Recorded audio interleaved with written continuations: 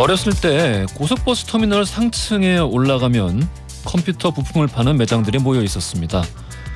메모리도 팔고 게임도 팔고 부러진 CPU 핀을 떼어주기도 했고요. 그랬어요. 거기서 참 많은 시간을 보냈습니다.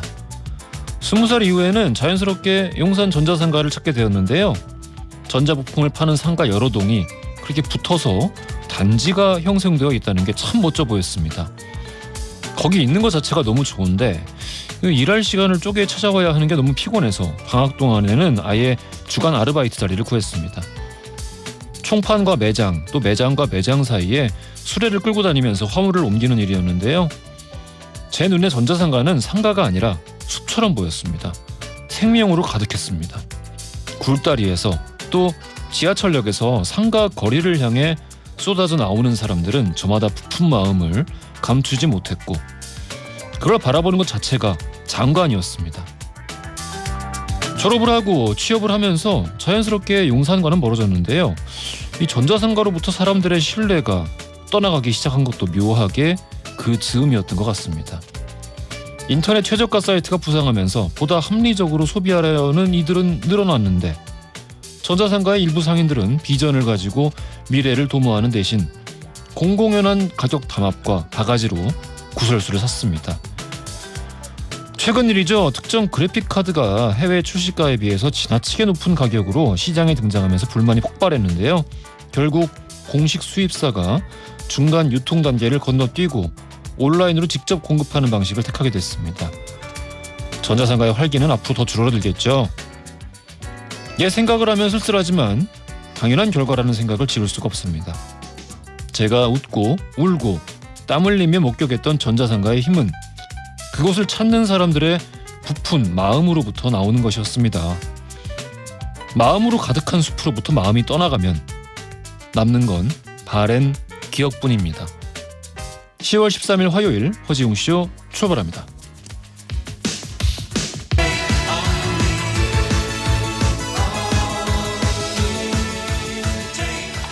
허지웅쇼 1부 첫 곡으로 들려드린 곡은요. 아하의 Take Home이었습니다. 추워요. 양영희님, 웅디 오늘 아침 정말 춥네요. 오늘 웅디 오프닝 멘트 들으면서 예전에 사람 많았던 전자상가 모습이 생각났네요. 오늘도 출첵합니다. 박정은님, 저는 전자상가를 신랑과 연애하면서 처음 가봤어요. 웅디 멘트 들으니까 연애할 때 생각나네요. 얼마 전에 몇 년 만에 가보니 복합 쇼핑몰에 초고층 아파트가 들어서서 많이 변했더라고요. 웅디 멘트 들으면서 잠시나마 그때 추억 떠올려 봅니다. 그러셨군요. 이 중간 유통이 이제 거의 사라질 것 같아요. 그렇습니다. 쓸쓸하기도 하고 당연한 일이기도 하고. 이현진님, 반갑습니다. 웅디 보내주신 커피 쿠폰으로 짝지랑 커피 맛나게 마셨어요. 감사합니다. 앞으로도 흥하세요 해주셨습니다. 아유 감사합니다. 맛있게 드셨으면은 이게 저희 기쁨입니다. 말하고 보니 뭔가 상인 같은 인사말이 아니었나 그런 생각이 들기도 하고.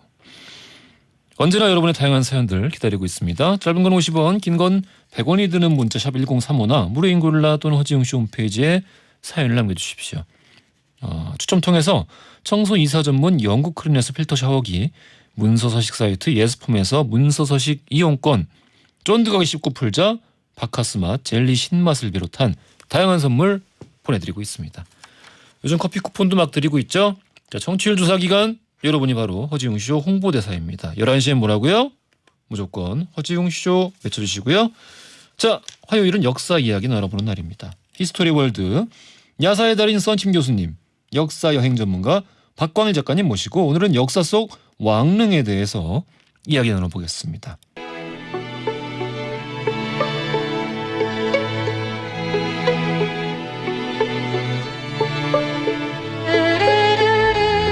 과거 속 역사를 통해 현재를 들여다봅니다. 히스토리 월드 역사 여행 전문가 박광일 작가님 나오셨고요. 안녕하십니까? 안녕하세요. 자꾸 빼먹지 좀 마세요. 최선을 다하겠습니다. 아이 정말 제일 바빠. 야사의 달인 역사 개그맨 썬킴 교수님 나오셨습니다. 안녕하십니까? 우리 소장님은 여기가 1순위가 아니지만 저는 여기가 1순위인 썬킴 인사드리겠습니다. 1순위죠. 어디가 그러기엔 이미 너무 많은 방송에 나오고 있는 어디서? 썬킴 교수님. 아니요. 103.5에 맞춰놓고 다이얼 뽑으세요. 알겠습니다. 날씨가 추워지긴 한 모양입니다. 아침에 오자마자 두 분이 이제 두런두런 첫사랑 이야기를 하고 계시더라고요. 주로 이제 작가님께서 말씀하셨죠. 아니요, 저는 주로 질문을 했습니다. 어. 네, 그래서 답변을 하셨지요. 첫사랑에 대한 생각을 가을이 되면은 자주 하십니까? 가을이 되면은 이제 어떻게 월동 준비를 해야 되나 아하. 이런 현실적인 생각을 더 많이 하죠. 그런데 왜 나이가 있으니까. 아까 대화는 왜 그랬습니까? 썰렁해서 주제가 없어가지고. 알겠습니다. 이 순간 2159님. 저도 짝꿍이랑 커피 먹고 싶어요. 제 신랑이 오늘 마지막 출근입니다. 힘 좀 주세요. 커피 쿠폰이라고 해주셨습니다. 쿠폰 드리겠습니다. 왜 마지막 출근이지? 두 분 맛있게 따뜻한 커피 드시길 바라겠습니다. 아침 뉴스를 보면서 저도 이제 알았는데 사회적 거리두기 단계가 이제 1단계로 완화가 됐습니다. 네네네. 그래서 이제 전까지는 9시까지만 영업이 가능했던 업소들도 이제 좀 자유롭게 네. 영업이 가능하고 그런 상황인데 작가님 같은 경우는 이제 현장 답사를 주로 많이 다니시고 그래서 이제 미리 예약된 답사들 때문에 우리 코너도 이제 좀 종종 빼먹고 그러시는데 그렇죠. 음. 이게 참 죄송한 일인데 아닙니다. 아무튼 일정이 어쨌든 요즘에 네. 그 잡기가 어려워가지고 한번 잡았던 일정이 10월로 연기되고 또 10월로 잡았던 게 또 11월로 연기되고 해서 실제로 한 행사 때문에 이 그 방송을 2번이나 빠뜨린 적도 있었습니다. 맞아요. 네, 그러면 그래서. 이제 이 완화됐으니까 현장 답사도 좀 자유롭게 스케줄도 잡고 그럴 수 있는 건가요? 자유롭지는 않고요. 그래요? 여전히 이제 조심스럽긴 한데 그래도 이제 뭐 무선 송수신기라든지 그 다음에 이제 또 인원을 제한해서 이제 프로그램을 진행을 하려고 이제 연락이 오고 있더라고요. 그래도 조금은 분위기는 낫지 않을까. 그리고 무엇보다도 실외에서 진행되는 프로그램이라서 조금 조심한다면 그래도 나쁘지 않겠다라는 생각은 하고 있습니다. 오늘도 오랜만에 뭐 그 서울흥에서 답사 추진하신다고. 네네네. 어디서? 서울흥. 서울은. 네, 고향이 이제 서울흥인데 이제 지금 그 다시 새로 본다 조선왕릉이라는 예. 이제 궁중문화 프로그램하고 비슷한 왕릉 프로그램이 이제 이번 주말부터 열려요. 그것에 대한 조금 일종의 오픈 프로그램이라고 할 수 있는데 이제 밤에 이제 왕릉을 이제 답사하는 그런 일정입니다. 무서워요. 남양 특집인가요? 그런데 그래도 이제 무덤인데. 근데 그 다른 나라 사람들이 무덤에 대해 생각하는 것과 우리나라 사람들이 무덤에 대해 생각하는 게 조금 다르잖아요. 조금 다르죠. 네네. 그래서 거기에 묻혀 있는 사람이 누군지 명확하게만 안다면 특별하게 걱정을 하지 않고 심지어는 거기에서 뭔가 좋은 기운을 받아갈 거다 이런 생각도 할 수 있을 것 같고 무엇보다도 사연 없는 무덤은 없다라는 얘기가 있잖아요. 아마 이런저런 얘기거리 가운데 가장 많은 얘기거리가 누군가 묻혀 있는 무덤 앞이 아닐까. 그래서 개인적으로 왕릉이 아니더라도 무덤 답사를 굉장히 좋아합니다. 무덤 답사 밤에 가신 적도 있나요? 그럼요. 진짜? 그렇죠. 왜냐면 이제 벌칙 아닌가요? 일정이 이제 늦춰져서 예. 어쩔 수 없이 이제 가게 되는데 예. 그 앞에 서 있는 사람이 역사 속에 그렇게 많은 얘기를 나눴던 그 실제 인물이잖아요. 그런 면에서 볼 때 무덤이라고 하는 거는 굉장히 흥미로운 답사 장소가 됩니다. 흥미로운 답사 장소다. 알겠습니다. 저도 이게 좀 단계가 완화됐으니까 요가를 다시 다닐 수 있나 요가요? 싶기도 하고. 제가 이거 코로나 사태 터진 이후로 6개월간 못 갔어요. 요가를 학원을. 혼자서 집에 하셔서 하시면 되잖아요. 집에서 한 3개월 동안은 이렇게 했는데 재미가 없지. 이제 못 하겠어. 혼자서는 못 하겠어요. 이런. 예. 선생님이랑 같이 해야 돼요. 예, 다시 갈 수 있나 싶기도 하고 그렇습니다. 썬킴 교수님은 요거 완화된 거 뭐 덕분으로 뭐 새로 할 수 있는 거 이런 거 좀 늘어난 게 있습니까? 저는 일단 뭐 인천공항을 통해 가지고 출국이 가능해야지 뭐가 되는데 이게 맞다. 아직까지 안 풀렸기 때문에 거의 매주 중국에 가서 중국은 거의 매 주말 갔었죠. 네, 가서 코로나 맛있는 거 전에는. 먹고 네. 그런 일상을 찾을 수가 있을까요 다시? 일단 뭐 중국 같은 경우에서는 뭐 일단 중국 발표에 따르면은 뭐 코로나가 다 종식이 됐다고 얘기하면서 지금이 중국 1년 가운데서 가장 긴 연휴 기간이에요. 국경절 연휴라고 해서 보통 한 2주 3주 지내는데 보통 1년에 한 4억 정도가 움직이거든요. 평소에는 4억이요? 4억. 중국 16억인데. 그러니까 4억이 움직이는데 이제 그 중국이 봉쇄가 됐잖아요. 중국도. 예. 그러니까 외국을 못 나가니까 올해 같은 경우엔 7억이 움직인다고 하는데 이게 말이 7억이지. 한번 지금 그 이 7억이 움직일 때 만리장성에 가시면요. 나의 의지와 상관없이 정상까지 올라가요. 밀리니까 뒤에서. 역시 왜? 전 세계에서 중국에서만 볼 수 있는 풍경이 아닌가. 맞습니다. 대단하네. 맨눈으로 2억 명이 보여. 야, 관광도 인해 전술로. 아, 대단합니다. 아, 이것도 반가운 문자가 왔네. 김용진님. 업무 중에 잠깐 쉬고 있습니다. 허지웅 씨 듣는 사람이 저희 회사엔 꽤 많아요. 청취율에 크게 신경 안 쓰셔도 될 것 같아요 해주셨는데, 야, 반가운 소식입니다. 김용진님께도 커피 쿠폰 쏴드리겠습니다. 이게 뭐지? 이성진님, 테니스에 나달이 있다면 허지웅에겐 야달이 있다. 야사의 달인. 어떻습니까? 마음에 드세요? 이 문자? 달달하네요. 달달합니까? 네. 알겠습니다. 이성진님께도 커피 쿠폰 쏴드리겠습니다. 또 그렇게 연결하시네. 그래요. 그래서 아마 오늘 주제가 역사 속 왕릉인 건가요, 작가님? 네네네. 그래서 이제 최근에 어쨌든 좀 밖에 나가실 수도 있을 것 같고 또 한편으로 이제 왕릉이라는 곳에 대해서 그냥 막연하게 아까 얘기하셨던 것처럼 멀다, 좀 무섭다 이런 생각을 하시는데 그 안에 들어가면 무궁무진한 얘기거리가 있고요. 무엇보다도 조선시대에 뭔가 얘기를 할 때 좀 마음 편하게 얘기할 수 있는 사람이 많지는 않습니다. 왜냐하면 후손들이 계시기 때문에. 그런데 왕에 대해서는 비교적 편하게 칭찬도 했다가 조금은 안 좋은 말도 했다가 그렇죠. 하는 것들이 연산군 가능한 광해군 욕도 하니까. 그렇죠. 예. 그런 부분들이 있고 또 한편으로 우리나라 그 왕릉이 예. 남북한 통틀어서 조선 왕릉이 42개가 있는데 42개. 그중에 남한의 40개가 세계 유산으로 지정되어 있습니다. 그러니까 이제 최근에 이제 왕릉들을 새롭게 이제 조금 이렇게 정비하는 과정도 그 세계 유산의 어떤 원칙에 맞도록 진정성을 찾는 작업이라고 볼 수가 있는데요. 이제 그런 면에서 이제 왕릉이라고 하는 곳을 찾아가면 역사 속에서 우리가 봤던 이 태정태세 문단사에는 그 왕들이 여기에 묻혀 있고 근데 그 묻히게 된 사연들도 굉장히 흥미롭고 그런 것들을 볼 수 있을 것 같아서 정말 그 부러운 게 뭐냐, 부럽다기보다는 그 차이가 구별이 되는 게 예. 그 조선 왕릉 같은 경우는 거의 뭐 다 원형 그대로 보존이 돼 있지 않습니까? 그러니까 중국 같은 데 가면은 일단 송나라 때의 황릉은 하나도 없어요, 거의요. 송나라 때 송대만 하더라도 없어요? 없어요. 왜냐하면 송대만 뭐 있을 것 같은데. 파괴가 된다든지 송나라 이후에 예. 그 요금원, 그렇습니다. 요금 수금하는 게 아니라 요나라, 금나라, 원나라에서 박살이 나버리고 그러니까 이제 한족 계열이 아닌. 그렇죠, 그렇죠. 예. 원나라 같은 경우에는 아예 원 황제들이 능을 안 만들었어요. 몽고족이잖아요. 그래서 황제가 이제 그 승하를 하면은 시신을 가지고 저기 다시 몽골 초원으로 가요. 몽골 초원으로 가서 아무도 모르는 곳에 묻어버려. 묻긴 묻네요. 지금도 그 징기스칸의 묘가 어디 있는지는 지금도 찾고 있고. 그렇다고 하더라고요. 일대 그러니까 원세조 쿠빌라이죠. 쿠빌라이부터 이제 북원이 시작되는 이제 10대 황제가 있었는데 모두 능이 어디 있는지 몰라요. 몽골 초원 어딘가에 있다. 재밌는 게 뭐냐면 그 원나라 황제가 이제 승하를 하면은 이제 시신을 가지고 몽골 초원에 가잖아요. 갈 때 낙타 새끼 한 마리랑 어미를 데리고 가요. 그리고 이 시신을 땅에 묻은 다음에 살아있는 낙타 새끼를 같이 순장을 해버려요. 그리고 묻어버리고 아무 표식이 없이. 그러면 어미 낙타는 울겠지요.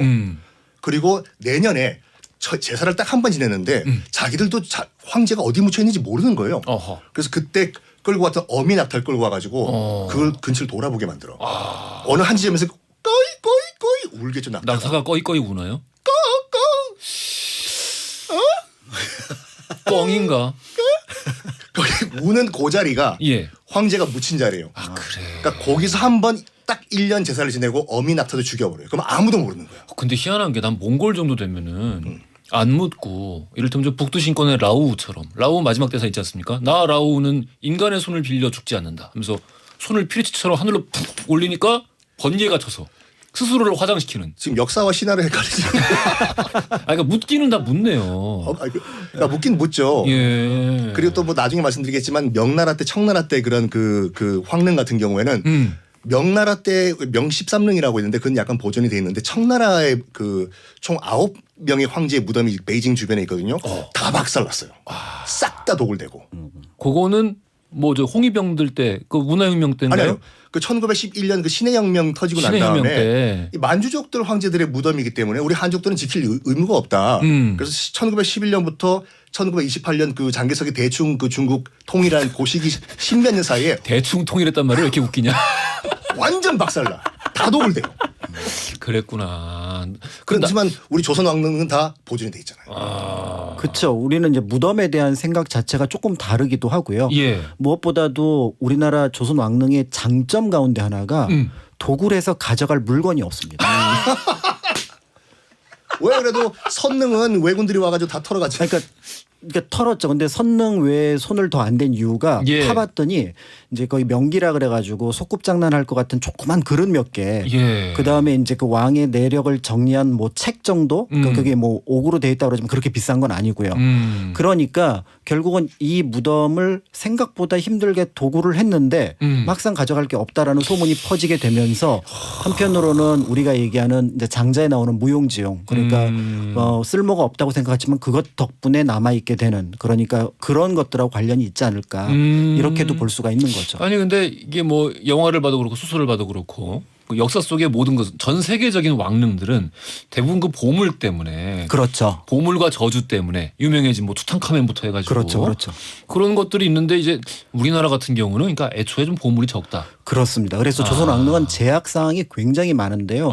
이제 그런 것들을 지켜내다 보니까 자연스럽게 본연의 왕릉의 가치에 대해 사람들이 관심을 갖고 그리고 500년 동안 거의 동일한 방식으로 계속해서 유지가 되고 또 지금 말씀하신 것처럼 거의 특별하게 손상 없이 보존될 수 있었던 거죠. 보물이 없어서 오히려 네. 손상 없이 유지가 될 수 있었다. 아, 도굴꾼들이 참 부지런한 거군요. 그러니까. 그럼요. 제일 부지런한 그래요? 사람들입니다. 네. 도굴된 현장 본 적 있으세요? 도굴된 현장은 본 적이 없는데 예. 발굴 과정에서 예를 들어 그 고구려 백제 신라 무덤 중에서 특히 고구려 백제 무덤은 굴식 돌박 무덤이라고 하는데 예. 현재까지 보고된 게 한 10,000기 정도입니다. 1만 개. 예. 도굴이 안 된 무덤이 딱 하나입니다.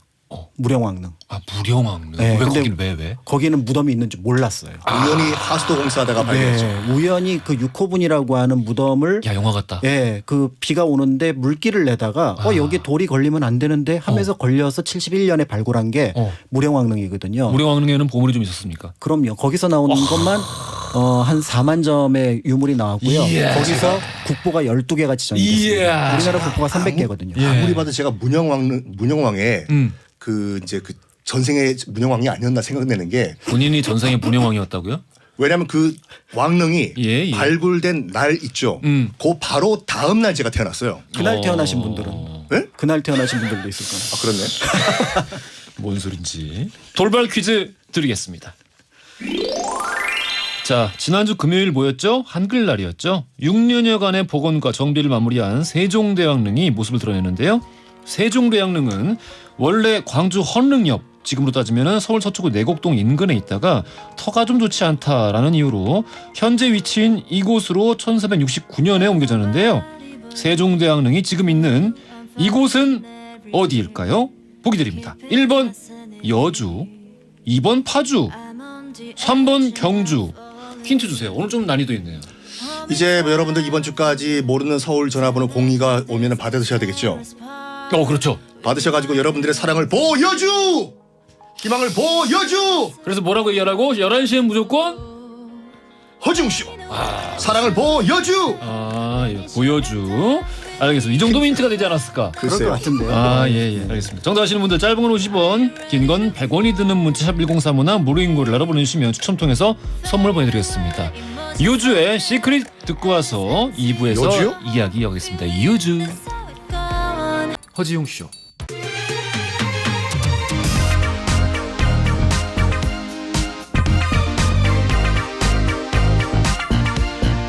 안녕하십니까. 허지용입니다. 안녕하세요. 허지용입니다. 매일 오전 11시 SBS 103.5MHz 러브 FM 허지용쇼. 세상을 향한 유쾌한 궁금증 허지용쇼. 자, 출발합니다. 허지용쇼 2부 시작했습니다. 구현희님 수원 영통에서 강남역 가고 있는 5100번 버스에서 지금 허지웅쇼가 나오고 있습니다.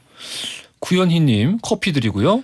5100번 기사님 잠시 쉬어가는 시간에 문자 주시면은 선물과 커피 드리겠습니다. 그리고 강남역 근처에 예. 선정릉이 있습니다. 조선왕릉. 어떻게든 드디어 얘기해주시려고 엮어보시려고. 대단하십니다. 역시 어디 가지 말고 좀 화요일에 좀 붙어 계세요. 네. 참 오늘 또 훌륭해요. 답사 가신다고 머리까지 깎았네.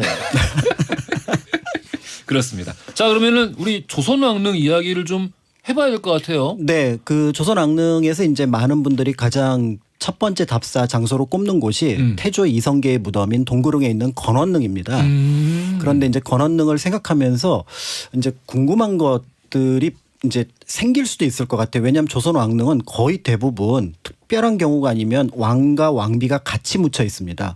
아까 말씀하셨던 이제 여주의 영릉 같은 경우도 소원왕후 심씨하고 세종대왕이 같이 묻혀 있거든요. 그거는 원래 법이 그런 건가요? 특별하지는 않지만 예. 살아서 항상의 자기 짝이었던 사람도 죽어서는 자기가 같이 짝으로 두려고 하는 경향이 있어요. 예를 들어 이제 그런 경우가 어떤 경우냐면은 그러니까 왕비가 먼저 죽으면은요. 그 무덤을 만든 다음에 그 옆에 공간을 비워 놓습니다. 아, 예약하는구나. 그렇죠. 이제 서울릉의 이제 명릉 같은 경우가 대표적인데 인현왕후가 먼저 1701년에 돌아가니까 거기에 그 옆에 이제 공간을 만들어 놨다가 1720년에 숙종이 죽으면서 그 옆에 묻히게 되거든요.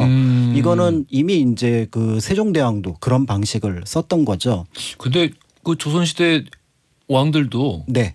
그거를 원치 않았을 수도 있지 않을까요? 따로 묻히고 싶다거나. 그런 것 같지는 않고요. 아, 그래요? 그런데 이제 역설적으로 그렇기 때문에 혼자 묻혀 있다. 왕이 혼자 계시다. 아, 그럼 강력하게 요구한 거구나. 그럼 뭔가 사연이 있다라는 거죠. 아마 오늘 이제 말씀드릴 태조 건원릉이 그런 케이스인데. 오, 궁금하네요. 네, 태조도 짐작하시겠지만 왕비 옆에 묻히고 싶어 했습니다. 아, 본인은? 네, 그리고 이제 많은 분들이 지나치는 것 중에 하나가 조선 최초의 왕릉이 건원릉이 아닙니다. 오. 바로 태조 이성계의 두 번째 부인이었던 신덕 왕후의 무덤이에요. 원래는 저기 경향신문사 앞에 있었죠. 그렇습니다. 네. 굉장히 훌륭하십니다. 경향신문사 앞이면은 저기 정동에. 정동. 네네. 그 정동이 원래 정릉동이라는 말에서 나왔고 그 정릉이 신덕 왕후의 무덤을 가리키는 거거든요. 그런데 문제가 발생을 하죠. 이 신덕 왕후가 이제 1396년에 돌아가고 97년에 무덤이 만들어지고 그 옆을 비워놨어요. 그래 태조 이성계가 늘 뭐라고 얘기를 하냐면 내가 죽으면 저기에 묻힐 거야. 라고 얘기를 했죠. 광화문 위에 올라가서 맨날 봤대죠. 여보, 내가 곧 갈게. 보이니까. 그랬을 겁니다. 황토연이 있어서 우리 세종로 내거리에 원래 언덕이 있어서 그 중구 쪽이 잘 안 보이긴 했을 것 같기도 한데요. 하지만 태조 이성계 아무튼 드라마에서 그랬어요. 그런데 이제 문제가 1398년에 뜻밖의 상황이 생기죠. 예. 우리가 제1차 왕자의 난이라고 하는 아이고, 예. 방언의 쿠데타가 생기면서 신덕 왕후의 두 아들 방범 방석이 방언하기 죽임을 당합니다. 그렇습니다. 그리고 이제 태조 이성계는 어떻게 보면 왕위에서 물러나게 돼서 정종이 즉위하게 되고 그로부터 8년 뒤에 이제 돌아가시게 되는 거죠. 태조 이성계가. 그런데 이제 태종이 아무리 생각해봐도 내가 죽인 방범 방석의 엄마 옆에 그러니까 자기도 지금 계모거든요. 계모 옆에 자기 아버지를 묻히게 할 수는 없다. 아이고, 이런 생각이 들었던 것 같아요. 그래서 아니다 하면서 사람들을 시켰고 아마 추정컨대 하륜이 굉장히 이제 하륜. 그렇죠. 하륜. 네. 그러니까 간신하면 하리운. 그 풍수를 굉장히 잘 봤다고 하거든요. 예, 그러게. 그러면서 이제 지금 양주의 검암산 일대를 딱 살펴보더니 여기다라고 하고 찍은 게 지금의 건원릉 자리입니다. 근데 그래서 그 말씀도 하셔야죠. 그 불쌍한 신덕왕후 강씨는 파묘를 당해요. 그렇죠. 그 다음 해에 이제 이 건원릉이 생긴 게 8년인데 그 다음 해에 이 무덤이 있을 자리가 아니다. 왜냐하면 조선시대에 굉장히 법도가 엄했는데 도읍지에는 죽은 사람은 왕이라도 머물 수가 없습니다.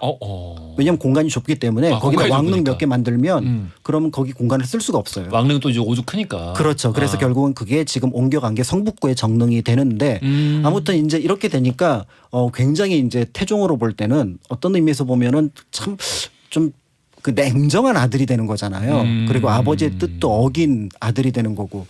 그런데 하나는 들어줍니다. 그게 바로 뭐냐면 돌아갈 때 그런 얘기를 했던 것 같아요. 내가 죽을 때 살다 보니까 뭐 특별한 게 없었던 것 같아요. 그래서 내 고향에서 보았던 억새를 내 봉분에다가 심어줬으면 좋겠다라는 소원을 얘기했던 것 같습니다. 그게 태종실록에는 전혀 나오지 않고 나중에 인조실록에 그게 등장을 하거든요.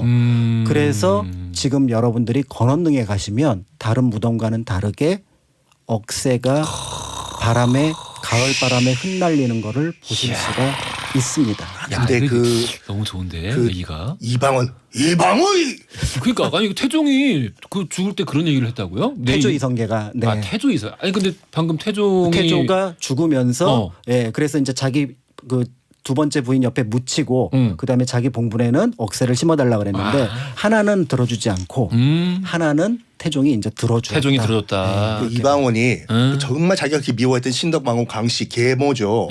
죽은 다음에 그 이제 묻혔잖아요. 경향신문사 앞에 예. 파묘를 해요. 그럼 성물들이 나올 거 아니에요. 그렇습니다. 그 성물들 다 어떻게 할게요? 돌담길 밑에 묻어놨을 뭐 거예요. 정확해. 지금 정확하다고? 청계천 광통교 밑에 다 처박아 버린 거예요. 이거요. 뭐야 지금 나 지금 드립으로 이문세 노래 부르려고 준비하고 있었는데 어떤 노래요? 독수 돌담길. 근데 진짜로 거기 지금 묻어놨다고요? 종로 2가 밑에 가면 광통교라고 있거든요. 네. 밑에 걸을 수가 있지 않습니까? 예. 걷다 보면 벽이 뭐 이상한 무늬의 그 돌들이 있어요. 이게 이방원이가 그 자기가 그렇게 싫어했던 신덕왕후 강씨 파멸을 한 다음에 저 멀리 보냈잖아요. 예. 돌들은 무거워서 갖고 갈 수가 없잖아. 어. 다 청계천에 갖다 버린 거예요, 이걸. 아 대박이다. 네, 실제로 그래서 답사 가서 보면은 왼쪽 오른쪽 벽에 구름 문양으로 굉장히 화려하게 예. 또는 석인상이 조각된 돌들을 볼 수가 있습니다. 네. 아 근데 사람이 참 그 뭐라 그래 쪼잔하다고 해야 되나 뭐 좀 복수지 복수. 너무 잔인한 거 아닙니까? 물론 이제 훌륭한 그 업적도 많습니다만은. 예, 일단 뭐 다른 거 빼고 이제 셋째 아들을 왕위에 올려서 우리에게 한글을 쓰게 해주셨다는 것만으로 충분히 그 공은 있지 않을까라는 굿 생각이. 패스. 네. 예. 이방원 어시스트. 사랑해요. 예, 알겠습니다. 아유 우리 또 역사 코너 사랑하시는 분들이 이렇게 또 8587님 뭐 키스토리 월드 역사 좋아하는 저에게 늘 기다리고 있는 훌륭한 코너 9974님도 박광일 작가님 너무 좋아요. 늘 깔끔하고 침착하게 설명을 잘해주시고 달콤 딕션의 황제라고도 이렇게 해주셨고 0738님 썬킴쌤 매번 사랑을 모르는 남자 사모남이라고 소개를 하던데 좀 모자라 보인다 이렇게 말. 뭐요? 사람이 너무 완벽해도 매력이 없어요. 사랑이 모자라 보인다 이렇게 보내주셨고. 제가 매력이 없잖아요, 그래서. 알겠습니다. 홍소희님도 퀴즈 정답 이곳엔 아울렛만 있는 줄 알았는데라고도 보내주셨고 이 네 분 다 그 커피 쿠폰 보내드릴 테니까 점심 드시고 맛있는 커피 드시길 바라겠습니다. 우리 조선에 대한 좀 왕릉 이야기를 좀 해봤는데 중국도 한번 얘기 한번 해볼까요? 그 중국 청나라 같은 경우에는 예. 그 총 12명의 황제지 않습니까? 그러니까 근데 이제 베이징으로 연경으로 이제 이사 오기 전에 이제 3명의 왕은 그 원래 청나라의 수도였던 그 심양에 예. 지금 그 황릉이 조성돼 있고 그 베이징 시내에 지금 총 9명의 황릉이 있는데 이게 정확하게 청동릉, 청서릉이라고 해서 청동릉에는 5명의 황제, 청서릉에는 4명의 황제가 딱 묻혀 있는데 이게 지금 우리나라의 무슨 동구릉, 서울릉 같이 이렇게 조성된 게 아니라 아버지가 무서워서. 아버지가 무서워서. 4대 황제가 강희제예요. 예. 강희제가 아들이 35명이었거든요. 35명이요? 아들만. 아들만. 왕위 계승이 가능한 아들만. 그러면 딸 합치면은 너무 몰라요. 많겠네요. 35이에요. 예. 근데 그 첫 번째 황태자가 우리나라 양녕대군 같이 약간 말썽을 많이 피웠어요. 그래서 폐세자 시켜버리고 그러니까 밑에 있는 나머지 황제들이 34명들이 나에게도 기회가 서로 무한 경쟁에 들어간 거예요 이게요. 그 막 먹이 주라고 막 기다리는 아기 고양이들 박스에 한가득 들어있는 모습이 연상이 됩니다. 적절한 비유였어요.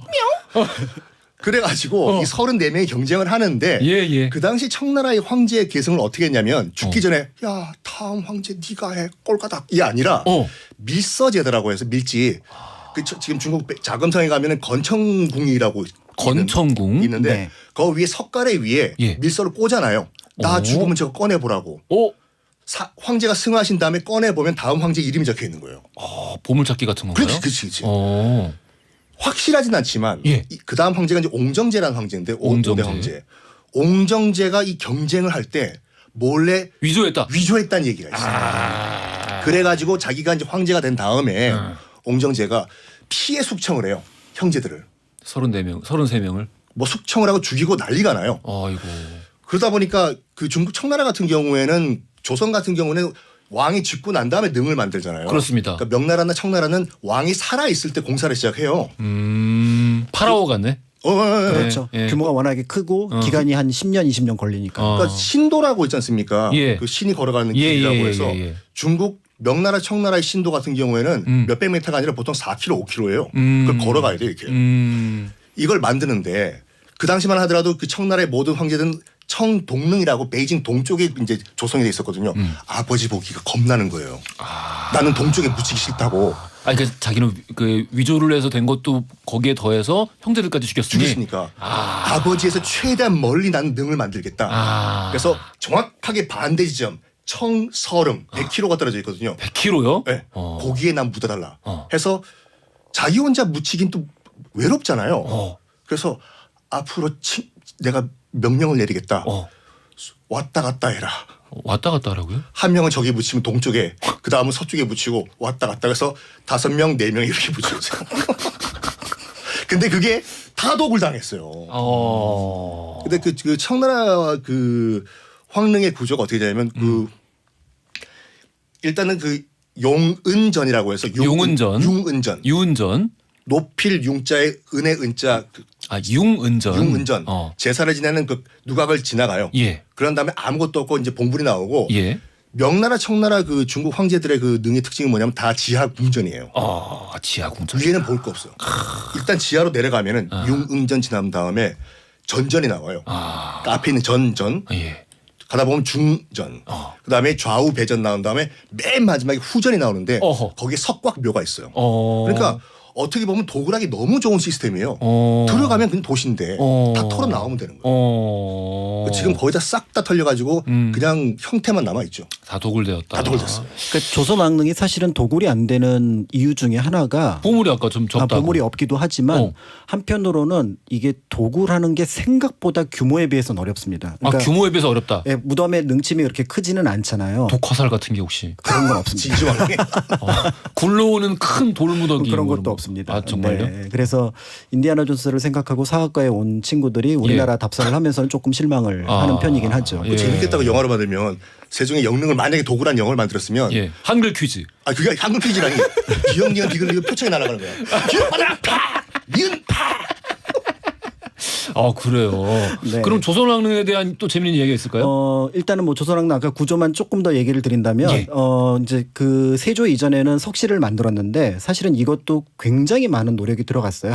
보통 조선왕릉이 한 120일에서 150일 정도 만드는데 연인원 그러니까 하루에 동원되는 인원이 한 3,000명에서 5,000명입니다. 이게 규모가 좀 작다고 그렇죠. 무시할 뻔했는데 그렇게 많이 들어가요. 예, 그래서 예를 들어서 여러분들이 쉽게 생각하면은 왕릉을 멀리서 볼 때 이렇게 네모난 돌이 있어요. 이게 상석이라고 하지만 보통 왕릉에서는 혼유석이라고 하거든요. 요거의 무게가 보통 한 8톤. 8톤이요? 네. 그러니까 그거를 돌을 쪄 와서 그거를 사각형으로 다듬어서 거기에 올리는 작업을 생각하면은 예. 근데 사실은 이거는 아무 일도 아닌 게 그거보다 훨씬 무거운 게 밑에 석실을 만들어요. 그래서 우리가 생각하는 것과 다르게 조선 왕릉은 위에서 관을 넣는 방식이 아니라 밑에서 넣고 그 위에 흙으로 봉분을 만들었기 때문에 도굴이 안 되고 특히 세조 이후로는 거기다 석회를 모두 부어 넣습니다. 지금으로 치면은 그래요. 맞아. 시멘트 콘크리트 박 강식으로 포장을 한 거예요. 예. 그러니까 삽이 안 들어갑니다. 그렇지. 그래서 예전에 이제 오페르트 도굴 사건 때 그 오페르트 일당들이 와서 도굴을 못했던 이유가 왕실에서 그렇게 석회를 붓는 사례에 따라서 거기도 무덤을 그렇게 부은 거거든요. 남영군묘도. 그래서 이제 도굴이 안 됐던 거라고 볼 수가 있는 거죠. 해외 같은 다른 나라의 경우에는 그런 식으로 도굴을 방지했던 경우들이 좀 드문가 보죠. 그렇죠. 석회를 쏟아보면. 네, 그리고 딱 무덤의 규모가 저건 크지 않으니까 금방 팔 수 있을 거라고 생각을 하는데 막상 딱 들어가게 되면은 생각보다는 파기가 어렵고 팠더니 이제 임진왜란 때 설릉이 그런 케이스인데 팠더니 별게 안 나오는 거죠. 그래서 임진왜란 7년 8년 동안 조선 왕릉을 건드리지 않았던 이유가 그런 것과 관련이 있는 겁니다. 근데 지금 그 해외 사례 말씀하셨는데 가장 관심이 있을 수밖에 없는 게 진시황릉이잖아요. 진시황릉이죠. 중국 서안에 있는. 그 지금까지 계속 얘기 나오는 게 진시황릉이고 진시황릉보다 더 약간 좀 음모론자들 좋아하는 게 징기스칸.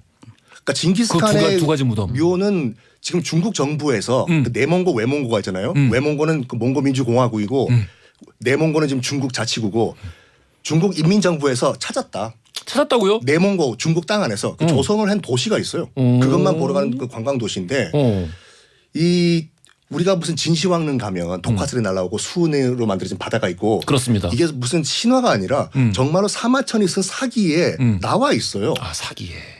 뭐 그런 걸 쳐다봐요. 난 그거 안 쳐요. 사기를 역사서로 치지 않는다. 왜요?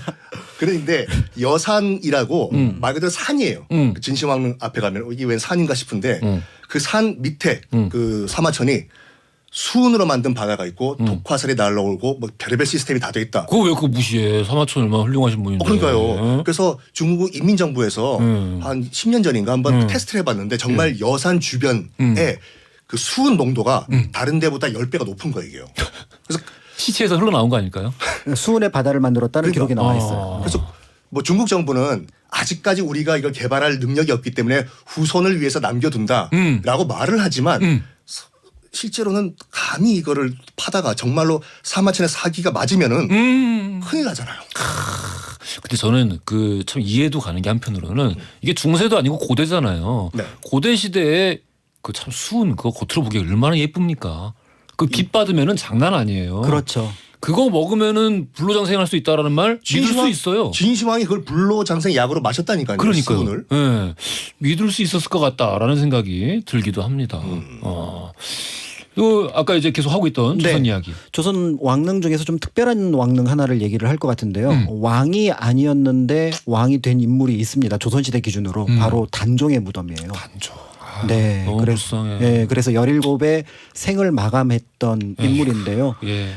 그 단종의 이제 무덤을 그러니까 단종을 복권시키고 무덤을 현재의 체계로 만든 인물이 바로 누구냐면 숙종입니다. 근데 이제 숙종이 회의를 하죠. 이 단종을 복위시킬 거냐 말 거냐 그런데 신하들이 대답을 못 합니다. 왜? 왜냐하면 복위시키자고 하면 지금 모든 왕은 세조의 후손이거든요. 그러니까 이제 그 정통성을 부정하게 되는 거니까. 그렇죠. 하지만 너무 불쌍하잖아. 그렇죠. 거기에 숙종이 포커스를 맞춰서 결국은 단종을 복권시키고 왕릉을 다시 만드는데요. 이렇게 해야지. 그게 바로 뭐냐면 민심 수습 차원이었다. 당시가 굉장한 흉년이 들어갔고 중국 청나라에서 쌀을 꼬아올 때입니다. 아이고. 1만석, 2만석을 꼬았어요. 그래서 그거 갖고 먹여 살리는 상황이었거든요. 그런데 역설적으로 그렇게 하는데 왕릉을 만드는 데는 굉장히 큰 비용이 들어가잖아요. 그러니까 결국은 고육지책으로 영월에 있는 무덤을 옮기지 않고 그대로 그 장소에 쓰고 다른 왕릉에 비해서는 격을 좀 낮춰서 가볍게 만들었던 거죠. 그러니까 때에 따라서는 장릉을 좀 헐하게 생각해서 단종을 이렇게 가볍게 만들었다고 생각하는데 그게 아니라 당시에 민심 수습착에서 그런 방식으로 만들었고 그런 과정에서 장릉이 조성되었다라는 생각을 하면 될 것 같고요. 동시에 이제 같이 64년을 더 살았던 정순왕후 부부의 무덤을 같이 만듭니다. 또 거기도 같이 했구나. 네, 그래서 그거는 이제 남양주 사릉에 있는데 나중에 이제 후손들이 보기에 이 두 분이 너무 안 된 거예요. 한 2년 3년 살다가 결국은 나중에 쫓겨나 서로 어떻게 보면 한 사람은 이제 기록에 보면은 자결을 했다라고 한 사람은 한많은 인생을 훨씬 더 오래 사셨고 그래서 안 되겠다 싶어서 그 사릉에 있는 소나무를 이곳 장릉에다가 옮겨 심었습니다. 그래서 그 소나무가 1999년에 옮겨 심었는데요. 제가 오래간만에 가보니까 예. 그 소나무가 훌쩍 컸더라고요. 벌써 그래서 이 부부의 인연이라고 하는 게 결국은 이 죽어서도 이어지기를 바라는 게 사람들의 마음이 아닐까. 그러니까 왕릉이라고 해서 막 거창한 이야기가 있는 것 같은데 아까 이제 건원릉에서도 얘기했지만 살다 보니 나에게 필요했던 건 고향의 억새. 그 다음에 살다 보니까 제일 소중했던 건 내 옆에 있는 그 사람. 이런 것들을 조선 왕릉 답사를 다니면서 생각을 하게 되니 이제 조금은 좀 이렇게 좀 막 뭔가를 갖고 싶어지는 요즘인데 좀 놓아도 될 것 같다라는 생각을 그렇게 하게 됩니다. 우리 작가님이 가을이 되니까 굉장히 어떤 뭐 그 센치하고 낭만적이고. 아니 원래 역사가 그래요. 너무 아름답다. 어쩐지 아까 시작부터 첫사랑 얘기하시더라고요. 본인이 했잖아. 아니야 사모님이 이 방송 안 되시나 봐. 알겠습니다. 아이고 오늘도 너무 재미있는 얘기 잘 들은 것 같습니다. 그 징기스칸 무덤은 그 전에 이미 인디아나 존스 2편 레이더스에 보면은 처음에 존스 박사가 그 중국 부호에게 팔러 가는 보석이 징기스칸의 무덤에서 도굴해 온 거라고. 아니 지금 내몽고에 가면 누르하치였나? 누르하치였어요. 누르하치로 수정하고 오늘 코너 급히 마무리해 보도록 하겠습니다. 사람이 너무 완벽해도 매력이 없어요. 돌발 퀴즈 정답 알려드리겠습니다. 세종대왕릉이 있는 이곳은 과연 어디일까요가 문제였는데요. 작가님. 네. 정답 어디죠? 바로 이제 그 세종대왕 쌀로 유명한 여주입니다. 1번 여주였습니다. 정답 맞춰주신 분들 저희 당첨자 명단은 저희 선고표란에 올려놓을 테니까 확인 꼭 부탁드리고요. 지금까지 박경일 작가님, 썬킴 교수님이었습니다. 감사합니다. 네, 감사합니다. 감사합니다. 자, 내일은요 소통 전문가죠. 강연계 BTS로 불리고 있는 김창옥 교수님 만나보겠습니다. 김창옥 교수에게 궁금하신 점 또는 조언이 필요하신 분들 저희 홈페이지 이 맛에 산다 코너에 남겨주시면 추첨 통해서 선물 보내드리겠습니다. 끝곡으로는요 NCT U의 Make a Wish 준비했습니다. 이 곡 들으시면서 내일 아침 11시에 다시 찾아뵙겠습니다. 지금까지 허지웅이었습니다.